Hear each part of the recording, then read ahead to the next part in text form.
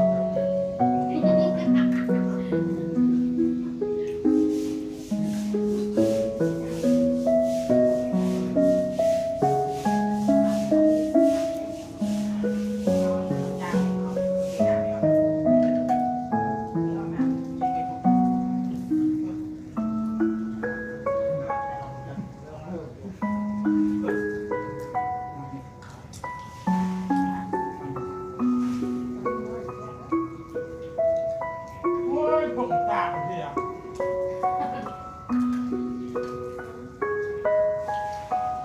เนี่ยเราชอบเนี่ยดูตาต่อตากินเลยผมรักคือมันคือมันแดดเยอะ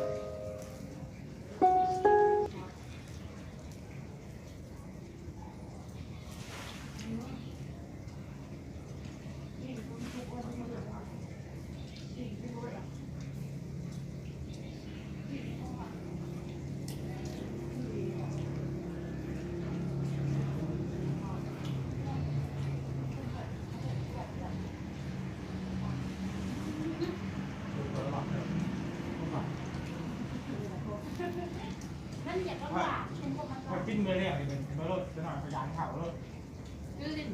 กินเมื่อเรียกเลยเนี่ย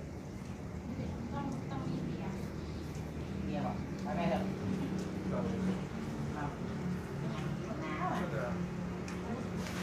เราก็ได้เนี่ย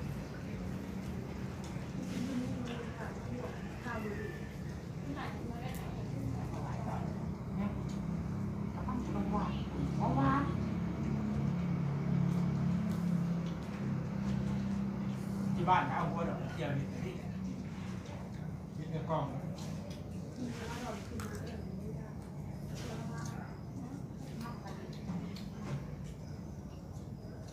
มาเลย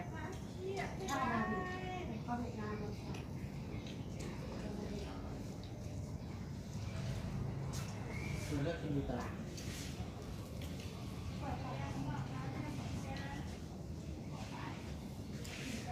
อ๋อตุ๊กเรียบเลยตัวนี้เป็นไงไม่ไม่เห็นแล้วก็เห็นหน่อยมาเห็นกินไหมปุ๊บกินไก่กันปุ๊บ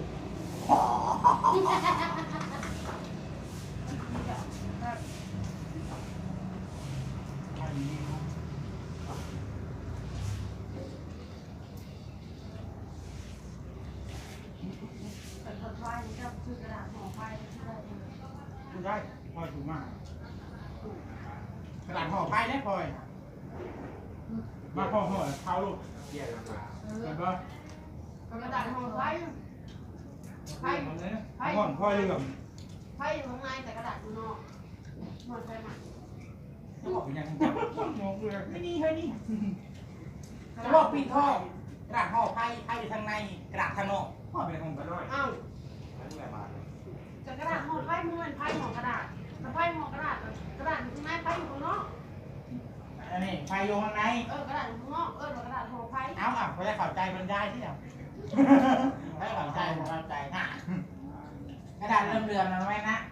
ก็กระดาษยังเล่มหัวไพ่ เขาบอกเข้าใจแต่ว่าเอาไปเข้าใจนะที่บ้าน ไพ่ยังเหมือนไพ่ ในนี้พวกปิ้นท่อนี่ไม่อยู่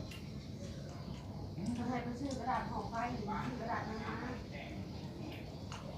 อะไรกระดาษห่อไพ่เลย กระดาษมันเลือกมาเลย เรียบร้อยห่อป้าเลยห่อป้าเขาเลย ซื้อโคมไพ่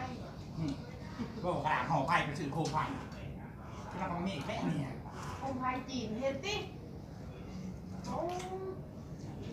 ไพ่อยู่ข้างในกระดาษข้างนอกเวลาเปิดมันเป็นโคม มันช่วยเขาไปซื้อแบบคิดมันดังมาตัวให้มัน เป็นโคมแบบเขาปอดโคมไพ่ข้างในนะทุกอย่างไงได้เนาะ อันนั้นกับปล่อยโคมนะ จะเพิ่มปานเนาะปริมาณ